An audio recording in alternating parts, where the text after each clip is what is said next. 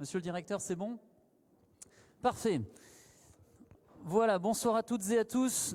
J'ouvre cette nouvelle séance du conseil municipal. Désolé pour ces quelques secondes ou quelques minutes de retard suite à un incident technique qui ne nous permettait pas de diffuser la séance en direct. Le problème est désormais réglé par les techniciens. Les conseillers municipaux sont présents ce soir, excepté Monsieur Thierry Lheureux qui donne procuration à Madame Valérie Marie, et également Monsieur Jean Pétraud qui n'est pas là ce soir, qui s'excuse et qui ne donne pas de pouvoir. Le quorum étant atteint, l'Assemblée peut légalement se réunir. Tout d'abord, avant de dérouler l'ordre du jour, nous allons installer une nouvelle... Pardon, il faut que je choisisse le secrétaire de séance. J'étais tout de suite parti. Qui est secrétaire de séance ce soir ?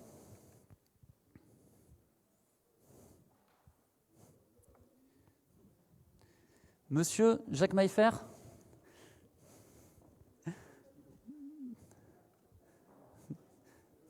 Très bien, Monsieur Jacques Maillefer, merci. Alors, nous allons procéder à l'installation d'une nouvelle conseillère municipale. En effet, Madame Chantal Cometti a fait le choix, pour des raisons qui sont les siennes, de mettre un terme à son mandat de conseillère municipale et nous a donc transmis sa démission que nous avons reçue le 30 mars 2021 en mairie. Conformément au Code général des collectivités territoriales, la démission est définitive dès sa réception par le maire, qui la transmet aux représentants de l'État, à savoir Madame la préfète. L'article L270 du Code électoral dispose que le candidat venant sur une liste immédiatement après le dernier élu est appelé à remplacer le conseiller municipal élu sur cette liste, dont le siège devient vacant pour quelque cause que ce soit. Monsieur Jean-Bernard Coucy-Rabour a donc été appelé. Il n'a pas souhaité siéger en lieu et place de Madame Chantal Cometti et a donc envoyé sa démission par correspondance, reçue le 31 mars 2021. Et c'est donc Madame Valérie Lacoste-Marie qui est appelée à siéger depuis le 31 mars 2021. J'en profite pour remercier chaleureusement Chantal Cometti pour son engagement auprès des Saint-Pauloises et des Saint-Paulois et tout le travail qu'elle a pu réaliser pendant ces 10 mois de mandat. Je remercie également Monsieur Jean-Bernard Coucy-Rabour, avec qui elle a copiloté le groupe de travail sur la pénurie médicale et qui a rendu son rapport et ses conclusions en commission des affaires sociales, des solidarités, de la santé et du handicap. C'était au mois de février dernier. Le rapport qui est toujours consultable en ligne par nos concitoyens, ainsi que le résultat de l'enquête sur la pénurie médicale, où vous aviez été plus de 550 à participer. Et puis bien évidemment, nous souhaitons la bienvenue à Valérie Lacoste-Marie dans cette assemblée. Voilà, la nouvelle conseillère municipale étant installée, je vous propose d'approuver le procès-verbal de la séance du 25 mars 2021. Est-ce qu'il appelle des observations ? Oui, Monsieur Bruno Dubroca. Bonsoir à toutes et à tous. Pour rester cohérent avec notre vote du dernier conseil sur la rédaction des conseils du compte rendu, nous voterons contre cette approbation du procès-verbal. Nous prenons acte de votre décision. D'autres interventions ? Je mets donc l'approbation du procès-verbal aux voix. Qui est pour ? Qui est contre ? 5 contre, pas d'abstention. Très bien, je vous remercie. Avant de dérouler les différents points de l'ordre du jour, 2 informations. La première qui concerne l'ouverture d'un centre de vaccination à Saint-Paul-et-Dax. Alors, depuis le début de la campagne de vaccination, au mois de janvier, vous êtes de très nombreux concitoyens à nous appeler en mairie pour savoir si vous pouvez prendre des rendez-vous, et ça n'est pas toujours facile, ou vous faire vacciner dans des centres de vaccination plus proches de chez vous, puisque beaucoup sont amenés à faire de nombreux kilomètres pour pouvoir se faire vacciner. Je tiens à rappeler que la stratégie vaccinale n'est pas du ressort des collectivités territoriales, mais bien de l'État, et que les collectivités territoriales essaient de mettre leurs moyens à disposition autant que possible pour prendre part à cette stratégie globale. Nous échangeons depuis plusieurs semaines avec les services de la préfecture ainsi qu'avec l'ARS pour mettre à disposition nos moyens de sorte à pouvoir ouvrir un centre à Saint-Paul. L'objectif est clair, participer à l'accélération de la vaccination de nos concitoyens afin, d'une part, de protéger nos concitoyens et de sauver des vies, et d'autre part, de pouvoir faire en sorte que nos concitoyens puissent reprendre une vie normale, entre guillemets, le plus rapidement possible. Nous avons reçu un cahier des charges mi-mars de la part de l'ARS et à partir de là, une équipe de personnel soignant s'est constituée avec le support des services de la mairie pour pouvoir porter un projet d'ouverture de centre de vaccination ici à Saint-Paul. Je rappelle que ce centre vient en support et en complément des 2 centres qui existent déjà à Dax et des vaccinations qui se déroulent chez les praticiens. Le centre de Saint-Paul est prêt depuis le 12 avril dernier. Il n'a toutefois pas pu ouvrir puisqu'il n'y avait pas de doses de vaccin disponibles. Il y a quelques jours, nous avons reçu un appel de l'ARS nous disant que nous pourrions être approvisionnés avec 1200 doses de vaccins de type ARN messager, ce qui nous a donné la possibilité d'ouvrir ce centre dans le cadre d'une campagne dite flash, c'est-à-dire une courte période d'1 semaine pour vacciner 1200 de nos concitoyens. C'est pourquoi le centre de Saint-Paul, à la salle du temps libre, a ouvert ses portes ce matin depuis 8h30 et il sera ouvert jusqu'au 5 mai. Ce matin, il restait encore 170-180 créneaux de disponibles. Ils sont désormais pris. Le centre est complet. Donc les 1200 doses seront administrées. Ce sont 37% de citoyens saint-paulois qui se sont inscrits dans ces créneaux et 67% de citoyens issus de la communauté d'agglo du Grand Dax, incluant les Saint-Paulois. Voilà, pour vous donner un ordre de grandeur. Même si le centre est désormais complet, nous vous invitons à vous inscrire en liste d'attente, puisque certains continuent à nous contacter, dans l'éventualité qu'il reste des doses ou des reliquats en fin de journée, ce qui permettra au service de la commune de vous contacter pour être vacciné également. Je tiens à remercier la quarantaine de personnels soignants qui se sont mobilisés pour porter ce projet d'ouverture de centre qui, on le voit, est fort utile dans cette période, sous la direction et la coordination du docteur Pénin. Je remercie également les sapeurs-pompiers et la Croix-Rouge pour tout le support qu'ils nous ont apporté dans la constitution de ce centre. Et bien évidemment, je remercie les services de la ville qui ont abattu un travail remarquable de sorte à pouvoir être prêts et relever ce challenge de grande vaccination en si peu de temps, et notamment Marie Plachot qui a travaillé en continu avec les services de l'ARS, le service de système d'information de Fabien Latry à la mairie qui a permis de constituer en à peine 24 heures une plateforme de réservation pour les rendez-vous puisque nous n'avons pas eu l'autorisation d'utiliser Doctolib, les services techniques et puis bien évidemment Sarah et Diana qui sont ces 2 agents de la ville qui vous répondent au téléphone pour avoir un ordre de grandeur. Depuis lundi dernier, nous avons reçu 1781 appels en mairie avec un pic hier à 674 coups de fil pour vous donner une idée de ce que cela représente et du travail fourni par les services de la ville. Alors la suite, c'est quoi ? Pour l'instant, le centre a vocation à fermer dès lors que les 1200 doses auront été administrées, mais nous restons à la disposition de l'ARS si d'aventure nous devions reconduire une opération flash comme celle-ci, ouvrir de manière plus pérenne, toujours dans cette idée d'accélérer la vaccination, ou même encore, comme j'ai eu l'occasion de préciser à Madame la Préfète il y a peu, dans le cadre d'un grand centre de vaccination qui serait constitué à l'échelle du Grand Dax. Voilà pour ces quelques éléments d'actualité concernant la vaccination que nous souhaitions partager avec l'ensemble de la représentation municipale. Le deuxième point d'information concerne la création d'un groupe de travail handicap et c'est Madame Catherine Beaulieu qui nous en parle.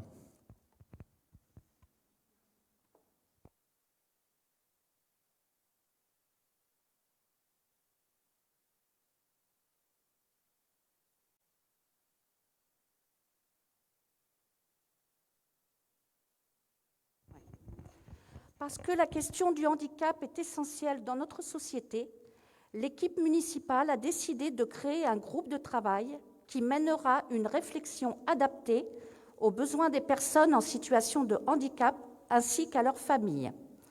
Ce groupe, ouvert aux associations, aux citoyens et aux élus locaux, travaillera en lien avec la commission accessibilité déjà existante. Il aura pour objectif de travailler autour des questions, entre autres, liées à l'accès au logement, à l'emploi, à la culture, au sport, à la formation, à l'éducation, et aussi d'améliorer la communication de la commune via un portail Internet dédié au handicap. Par ailleurs, nous souhaitons sensibiliser davantage la population à l'handicap, car nous avons une volonté forte de faire de notre commune une ville solidaire et inclusive pour tous les habitants. Ce groupe est bien sûr ouvert à toute personne qui souhaiterait mener une réflexion collective et faire partie de cette dynamique. Les inscriptions se font via une adresse mail dédiée, via le site Internet de la ville ou en téléphonant à la mairie. Toutes ces informations sont communiquées dans le magazine municipal distribué en ce moment. Merci de votre attention. Merci. Est-ce que ces différentes informations appellent des observations ? Non. Donc voilà constitué un groupe de travail dédié au handicap. Merci à Catherine Beaulieu. Nous passons aux affaires générales avec le point numéro 1, donc en connexion avec l'arrivée de Valérie Marie dans cette instance municipale, suite à la démission de Madame Chantal Cometti de son mandat de conseillère en date du 30 mars 2021, il convient de la remplacer dans les différentes commissions dans lesquelles elle pouvait siéger, à savoir la commission vie associative et citoyenne, la commission affaires sociales, santé et handicap dont on parlait tout à l'heure, la commission cohésion sociale. À ceci, Jean-Yves Trévian, connaissant les appétences de Madame Valérie Marie autour de la culture, a décidé de se retirer de la commission culture de sorte que Valérie Marie puisse y participer. Voilà, c'est pourquoi je vous propose de désigner Madame Valérie Lacoste-Marie pour siéger dans les commissions que je viens d'évoquer. Juste auparavant, je voulais proposer à l'Assemblée municipale de procéder aux opérations de vote à main levée. Est-ce qu'il y a une objection par rapport à ceci ? Oui, je vais vous donner la parole, mais juste, est-ce qu'il y a une objection par rapport aux opérations à main levée ? Non ? Très bien. Monsieur Dominique Romain, vous avez la parole. Bonsoir à toutes et à tous. Simplement une petite précision, un point de procédure. Donc, on est sollicité pour nommer Madame Marie Lacoste-Marie en remplacement de Madame Chantal Cometti. D'ailleurs, ce nouveau visage, bienvenue parmi nous, Madame, est déjà en information auprès de Saint-Paulois sur le municipal. Et Madame Lacoste-Marie nous fait le plaisir d'être déjà parmi nous, siéger au conseil municipal. Mais est-ce que ce n'est pas un peu prématuré ? Est-ce qu'elle n'aurait pas dû être absente avant le vote ? Et est-ce que ce vote aurait pas dû être... C'est une question, hein, et ce vote n'aurait pas dû être effectif avant l'annonce et la publication dans le municipal ? Est-ce qu'on n'est pas allé un peu vite ou... Parce que bon, on a ici une élue qui siège en conseil municipal et qui n'est pas qualité d'élu à ce moment où elle siège. Si, bien sûr, elle a sa qualité d'élu dès lors que nous avons reçu la démission du membre précédent. Je rappelais l'article du Code tout à l'heure qui le précise. C'est une question, une demande. Non, mais je réponds. En disant à partir du moment où la démission est reçue, elle est effective. Et donc, c'est le membre suivant qui est appelé immédiatement à siéger. Et même s'il n'est pas dans l'instance, il est désormais conseiller municipal. En revanche, pour les commissions, et là c'est effectivement ce sur quoi on va se pencher, concernant les commissions, il faut un vote pour que le conseiller et la conseillère puissent intégrer les commissions telles que nous l'avions votées. Lorsque le conseil municipal était installé, il n'y a pas eu un vote ou quoi que ce soit pour installer chacun d'entre nous. D'accord. Non, c'était une simple précision parce que c'était un doute que j'avais. Non, mais c'est important. Merci de poser la question. Effectivement, ça éclairera beaucoup de monde qui peuvent s'interroger également. Voilà, la précision étant faite, est-ce qu'il y a d'autres observations ? Non, je mets donc la délibération aux voix. Qui est pour ? Qui est contre ? Pas d'abstention. Elle est donc adoptée à l'unanimité. Et donc, Madame Valérie Lacoste-Marie siégera dans les commissions suivantes: vie associative et citoyenne, affaires sociales, santé et handicap, cohésion sociale et enfin culture et patrimoine. Merci.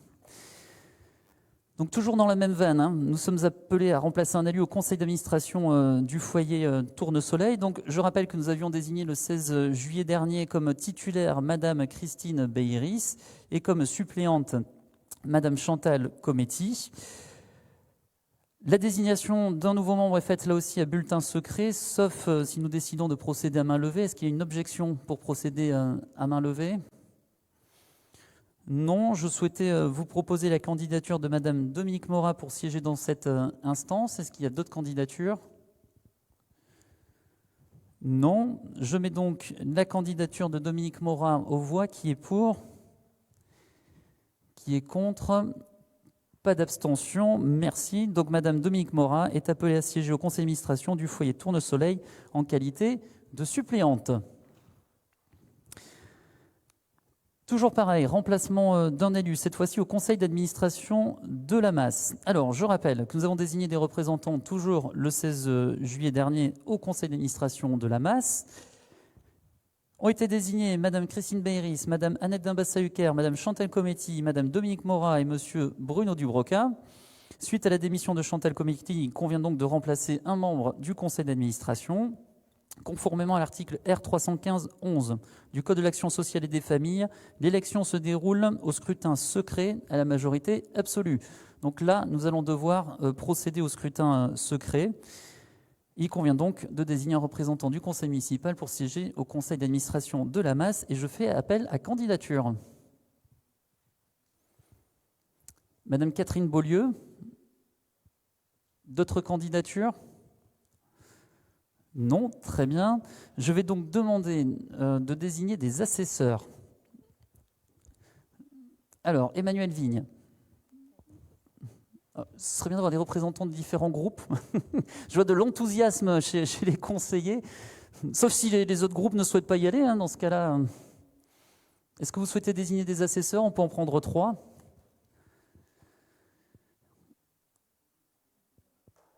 Allez, Julie Djed. Et s'il n'y a vraiment pas d'autres candidats, je propose qu'Hélène Deiris puisse être assesseur également. Très bien, je vais vous demander de pouvoir vous mettre à la table qui est positionnée là-bas. Où est l'urne? Vous disposez de bulletins sur votre table et donc vous écrivez le nom d'un candidat ou non sur le bulletin avant de venir procéder aux opérations de vote.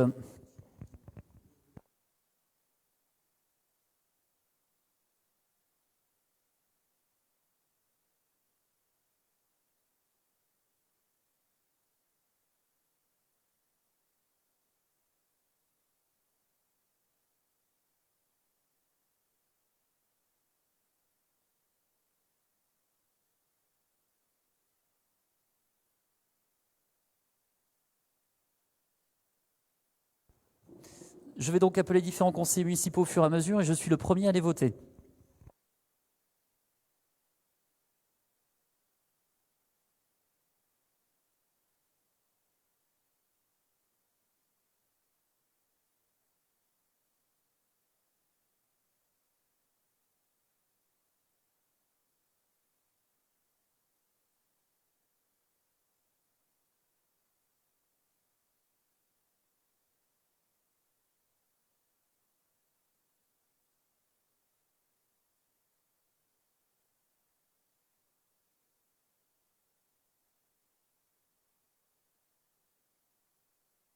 Bon, nous allons faire tourner l'urne, ce sera plus pratique. Je rappelle que Valérie Marie a une procuration. Et seul Jean Pétraud ne prendra pas part aux opérations de vote.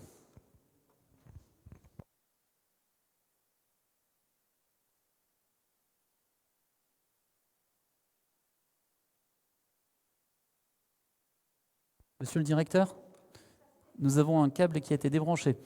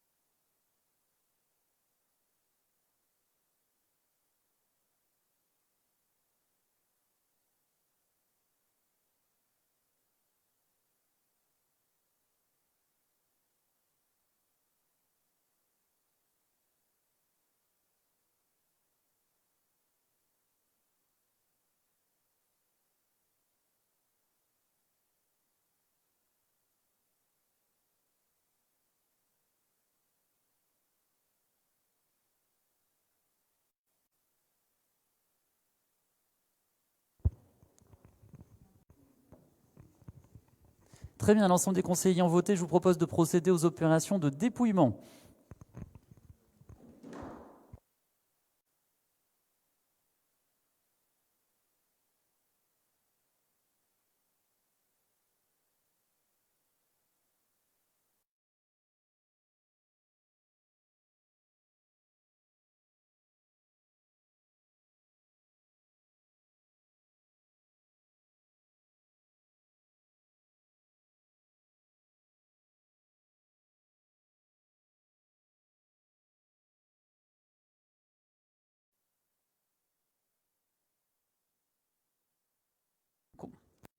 Nous avons combien de bulletins? Parfait.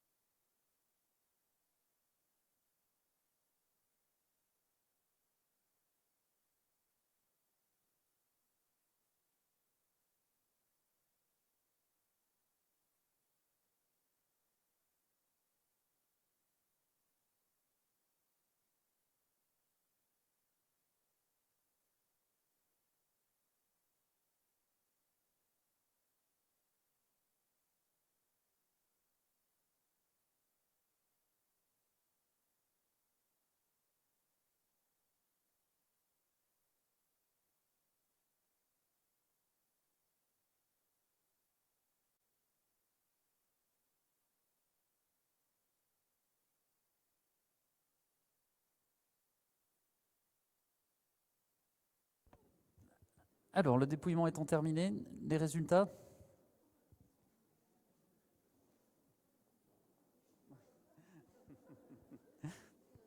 Il nous manque un micro. Attention, le...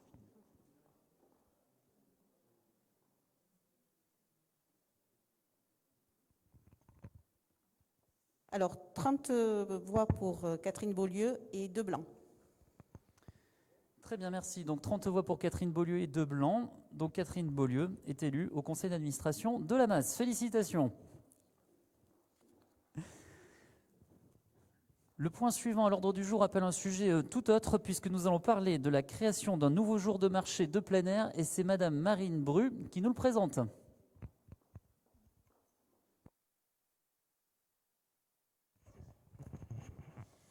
Bonsoir. Alors, afin de renforcer le dynamisme économique et de répondre à une demande forte de la population, la municipalité souhaite organiser un marché le dimanche matin. Ce rendez-vous permettra d'offrir une nouvelle offre de proximité qui se veut complémentaire du marché hebdomadaire existant du jeudi. Ce marché, dont l'offre sera alimentaire et non alimentaire, se tiendra tous les dimanches de 8h à 12h30 de mai à octobre. À l'issue de la période, un retour d'expérience sera effectué pour décider si l'initiative doit être reconduite ou non. Conformément à l'article 222.4.18 du Code général des collectivités territoriales, le conseil municipal est compétent pour décider de la création d'un nouveau jour de marché en plein air. Le comité consultatif du marché en date du 22 avril 2021 a émis un avis favorable. L'occupation privative du domaine public fera l'objet du paiement d'une redevance perçue sous la forme d'un droit de place fixé dans cette délibération et qui sera identique à celui acquitté le jeudi. Il est donc proposé au conseil municipal de créer un nouveau jour de marché, comme indiqué ci-dessus, d'en fixer le droit de place et d'autoriser Monsieur le maire à définir par arrêté les modalités d'organisation du marché et le contenu du règlement intérieur y afférent, ainsi que prendre toute mesure utile pour sa mise en place. Le conseil municipal, vu le Code général des collectivités territoriales, vu l'avis favorable du comité consultatif du marché en date du 22 avril 2021, après avoir entendu son rapporteur et les interventions, donc là c'est mon incompétence, donc si vous avez des questions à poser, pardon.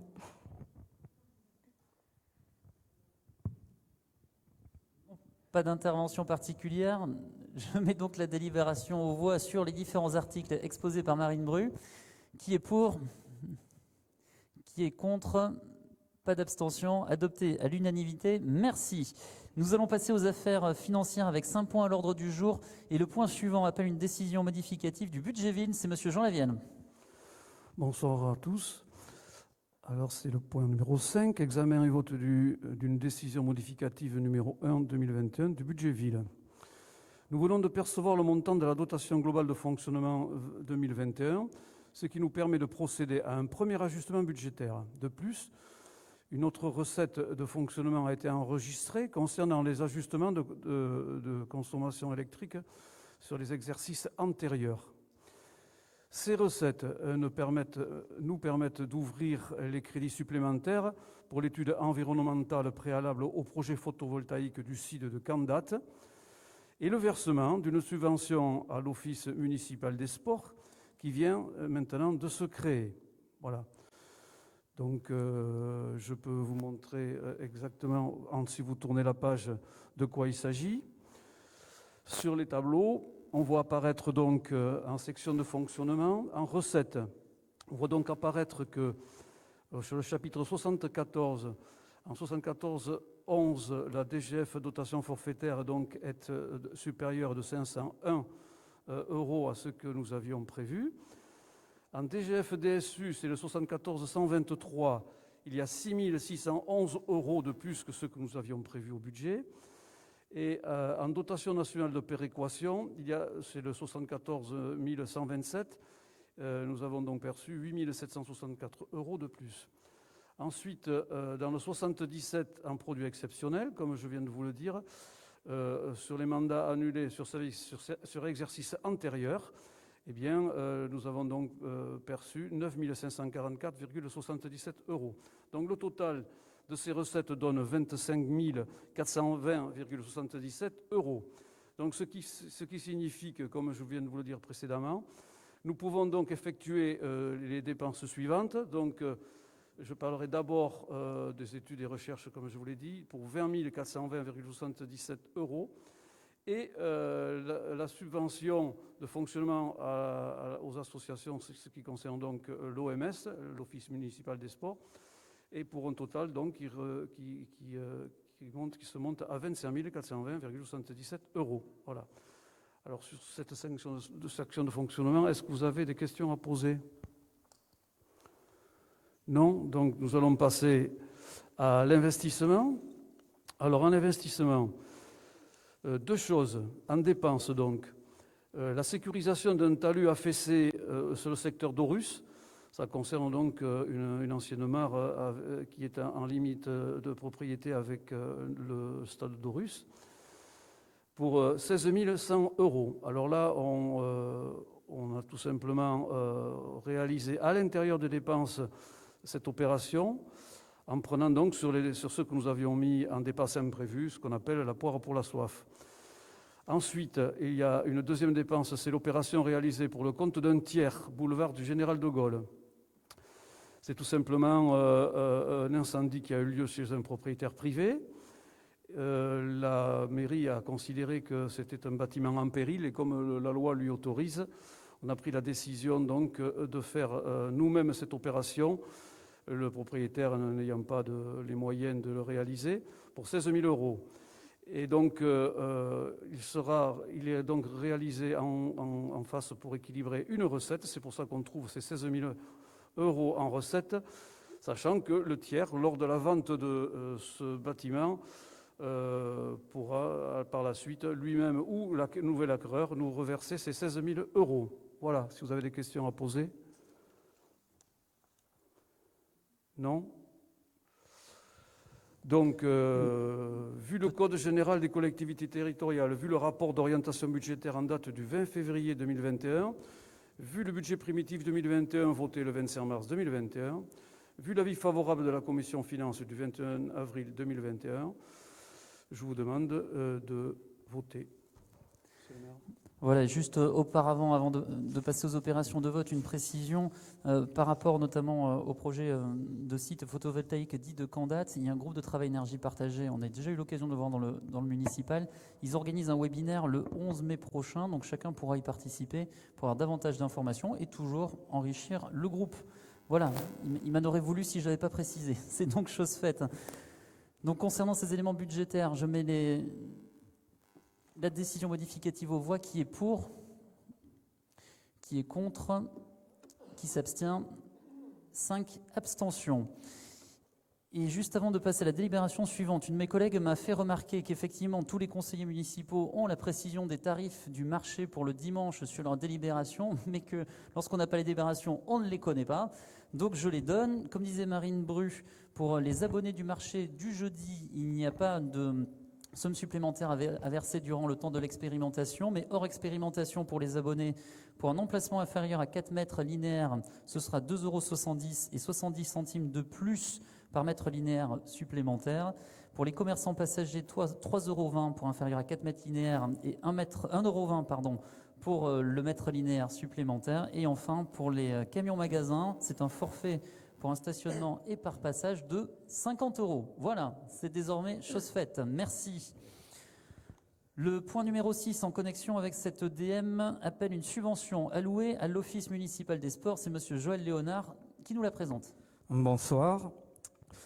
Je précise tout d'abord que bien qu'il m'appartienne de présenter cette délibération, je ne participerai pas au vote comme 4 autres membres de cette Assemblée, car nous siégeons tous les 5 au comité de direction de l'OMS. Cette délibération donc concerne une subvention à allouer à l'Office municipal du sport. Conformément à la volonté municipale rejointe par le mouvement sportif local et au-delà, l'Office municipal du sport a été créé lors de l'Assemblée générale du 27 février 2021. Projet fort dans le cadre de notre politique sportive, l'OMS a pour objectif de soutenir et d'encourager tout effort et initiative tendant à répandre et développer la pratique de l'éducation physique, de faciliter une coordination des actions et de mutualiser les installations sportives, les moyens humains et matériels au profit des associations et clubs sportifs. Ainsi, dans la volonté de soutenir le tissu associatif local, participant activement à l'animation de la commune et notamment au développement sportif de la ville, et afin de favoriser son démarrage, il est proposé au conseil municipal d'allouer une subvention d'un montant de 5 000 € à l'Office municipal du sport. La commission politique sportive, en date du 17 mars, a donné un avis favorable, ainsi que la commission des finances, en date du 21 avril. Le conseil municipal est donc appelé à délibérer pour allouer cette subvention, dont le montant est inscrit au compte 6 574, comme on vient de le voir, dans le cadre de la décision modificative que nous venons d'adopter. J'ajoute à cette délibération que l'OMS, de par ses différentes démarches réglementaires depuis sa création, dispose désormais de la personnalité juridique et morale. Son enregistrement auprès de la Fédération nationale des OMS est quant à lui en cours de finalisation. Il est aussi agréable de constater que les membres du comité de direction sont quant à eux au travail avec enthousiasme et persévérance dès à présent pour soutenir au mieux nos clubs et nos associations sportives. Alors, voilà ce qu'il en est pour ce commentaire et sur la délibération et autres, s'il y a des questions. Non, monsieur le maire, je crois qu'on peut passer au vote. Eh bien, je mets donc la délibération aux voix. Qui est pour? Qui est... Excusez-moi, vous êtes pour? Ah oui, mais vous ne prenez pas part au vote pour les administrateurs, c'est ça. Qui est contre? Est-ce qu'il y a des abstentions? Elle est donc adoptée à l'unanimité, moins les administrateurs de l'OMS. Merci. Le point suivant, le numéro 7, appelle une convention avec la communauté d'agglomération du Grand Dax qui concerne les modalités de prestation de services relatives à la voirie. Et c'est monsieur André Humeau qui vous la présente. Bonsoir à tous. D'une manière très normale, la municipalité doit effectuer le nettoiement des voies communales non transférées, des abords internes des bâtiments communaux, des parkings, des places, des chemins ruraux et des voies départementales en agglomération. Pour ce faire, elle fait appel à une prestation assurée par la communauté d'agglomération du Grand Dax et qui nécessite la mise à disposition d'agents et de la balayeuse aspiratrice du service voirie communautaire sur le domaine non transféré de la commune selon les conditions tarifaires inchangées depuis 2019, à savoir une balayeuse à 55 €, taxes comprises par heure, et l'agent 22,60 € en TTC heure, soit un coût de cette prestation estimé à 67 564,30 €. Pour autant, il s'agit de la dernière année où cette convention sera activée, dans la mesure où, à compter du 1er janvier 2022, la ville de Saint-Paul-les-Dax fera l'acquisition d'une balayeuse pour assurer la prestation en interne. Il est proposé au conseil municipal de conclure une convention cadre fixant la modalité des prestations des services relatifs à la voirie hors compétence voirie d'intérêt communautaire entre la communauté d'agglomération du Grand Dax et ses communes membres, une deuxième convention ponctuelle de prestation de services numéro 1 de la communauté d'agglomération du Grand Dax hors compétence voirie d'intérêt communautaire pour le compte de la commune de Saint-Paul-les-Dax, prestation de nettoyage et balayage pour l'année 2021, et d'autoriser Monsieur le maire à signer les dits documents.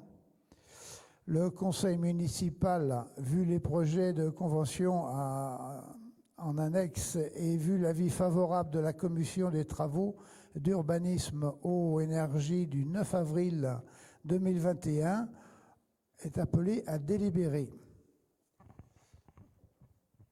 Merci. Est-ce qu'il y a des observations?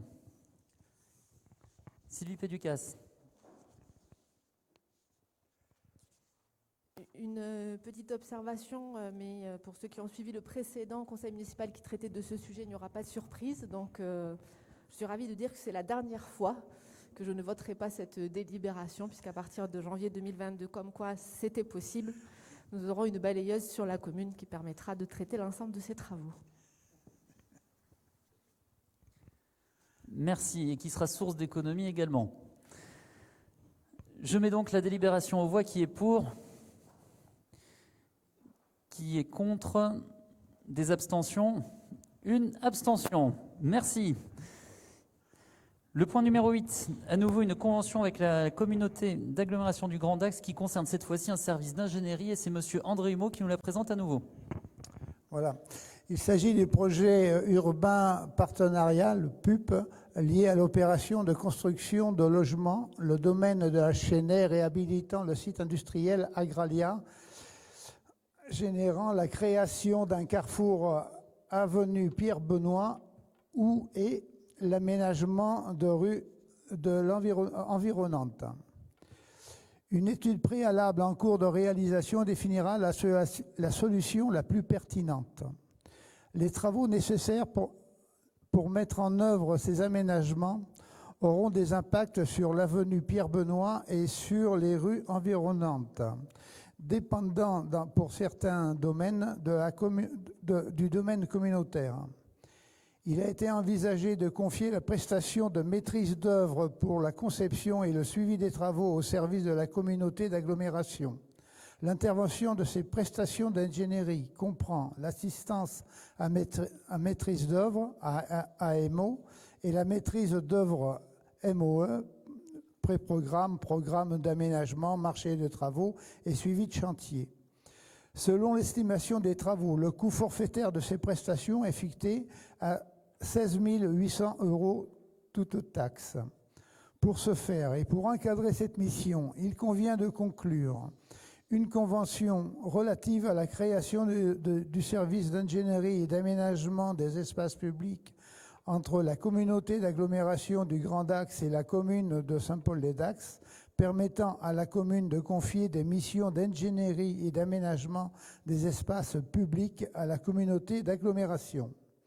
Une deuxième convention relative à la prestation d'ingénierie numéro 1 pour l'aménagement de l'avenue Pierre-Benoît à Saint-Paul-les-Dax entre la communauté d'agglomération du Grand Dax et la commune de Saint-Paul-les-Dax.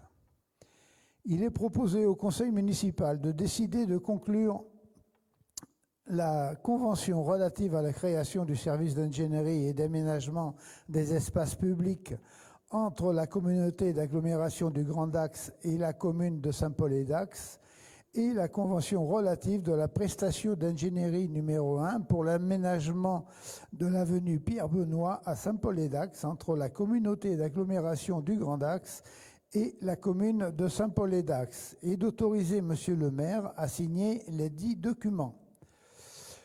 Le conseil municipal, au vu des projets de convention en annexe, de l'avis favorable de la convention travaux, urbanisme, eau et énergie du 9 avril, est appelé à délibérer. Merci. Est-ce qu'il y a des observations? Monsieur Bruno Dubroca. Juste une petite question. Là, le coût des prestations était fixé à 16 800 €. Est-ce qu'il peut évoluer en fonction du coût réel des travaux ou c'est fixe là? Il n'y aura pas de... C'est pas un pourcentage du coût réel des travaux ou Non, c'est une prestation fixe? Pas de souci, c'est un fixe qui a été décidé entre l'agglo et la commune. D'accord. Ouais. Merci. Merci pour cette précision. S'il n'y a pas d'autres interventions, je mets la délibération aux voix. Qui est pour? Qui est contre? Des abstentions adoptées à l'unanimité. Enfin, le point numéro 9, nous allons parler d'une réalisation de clôture, toujours André Humeau. Et voilà. Les services techniques de la ville ont été sollicités par monsieur et madame Guy Sarda, demeurant 9 rue Pasteur, pour réaliser le remplacement de la clôture grillagée située sur le domaine privé communal en limite de leur propriété. Préalablement aux travaux, un accord de prise en charge a été convenu entre monsieur et madame Sarda et la ville de Saint-Paul-les-Dax pour une participation à hauteur de 50% pour chaque partie. La commune fera réaliser les travaux par une entreprise et procédera au mandatement de la dépense correspondante et il convient aujourd'hui de délibérer afin de permettre l'émission d'un titre de recette à l'encontre de monsieur et madame Sarda à concurrence de 50% de la facture acquittée par la commune. Il est proposé au conseil municipal de faire rembourser par les coparticipants le montant à hauteur de 50% des dépenses réalisées par la commune et autoriser monsieur le maire à émettre un titre de recette à l'encontre des coparticipants, à concurrence du montant des factures acquittées par la commune. Le Conseil est appelé à délibérer après l'avis favorable de la Commission de travaux, urbanisme, eau et énergie du 4 avril 2021. Pardon. Est-ce qu'il y a des interventions? Non, je mets donc la délibération aux voix. Qui est pour? Qui est contre? Pas d'abstention. Adopté à l'unanimité. Merci. Le point numéro 10, nous passons au sujet RH avec le recrutement d'agents contractuels pour les besoins saisonniers. C'est Madame Sylvie Péducas qui nous la présente. Oui, bonjour à tous. Donc, il n'aura échappé à personne que le contexte sanitaire que nous connaissons est un contexte particulier et inédit dans lequel les populations ont été particulièrement fragilisées et en particulier les jeunes majeurs étudiants. La municipalité souhaite donc soutenir ces jeunes en leur permettant de bénéficier à la fois d'une expérience professionnelle et d'un revenu. Ce souhait coïncide avec le besoin de renfort accru chaque été, notamment pour l'entretien communal, l'entretien des abords du lac, les désinfections, l'entretien des équipements sportifs, des espaces verts, mais aussi, nous l'espérons, pour la mise en place de manifestations culturelles, dès que cela sera de nouveau possible. Il vous est donc proposé de recruter 20 agents contractuels pour ces besoins saisonniers, sur le grade qui correspondra le mieux aux missions dévolues, à savoir principalement le grade d'adjoint technique ou le grade d'adjoint administratif. Je précise que pour ce qui concerne le grade d'adjoint d'animation, nous aurons à examiner les besoins complémentaires qui seront relatifs au centre de loisirs sans hébergement à l'occasion d'un prochain conseil municipal. Est-ce que vous avez des questions? Pas d'intervention, je mets donc la délibération aux voix. Qui est pour? Pardon, il y avait une question? Oui, Catherine Favard. Le micro, Catherine. On n'entend pas sinon. Le micro arrive.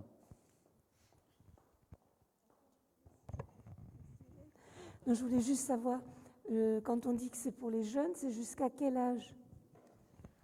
Alors, les jeunes majeurs étudiants, on va dire que c'est jusqu'à 25-26 ans. Après, on étudiera effectivement les candidatures qui se présenteront.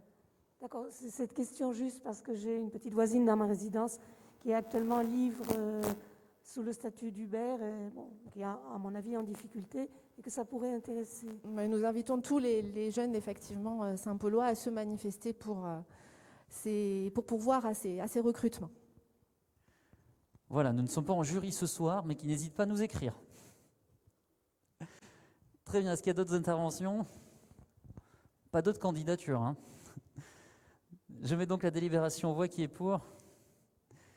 Qui est contre? Pas d'abstention, adopté à l'unanimité. Merci. Le dernier point à l'ordre du jour concerne les affaires foncières avec la conclusion d'une convention d'occupation avec l'Office public de l'habitat des Landes. Et c'est toujours Madame Sylvie Péducas qui nous la présente. Oui, donc le dernier point concerne effectivement cette convention. L'Office public de l'habitat des Landes, XL Habitat, a livré donc, dans le courant du mois de mars une nouvelle résidence de 38 logements qui est située rue Marc-Abraham à Saint-Paul-et-Dax.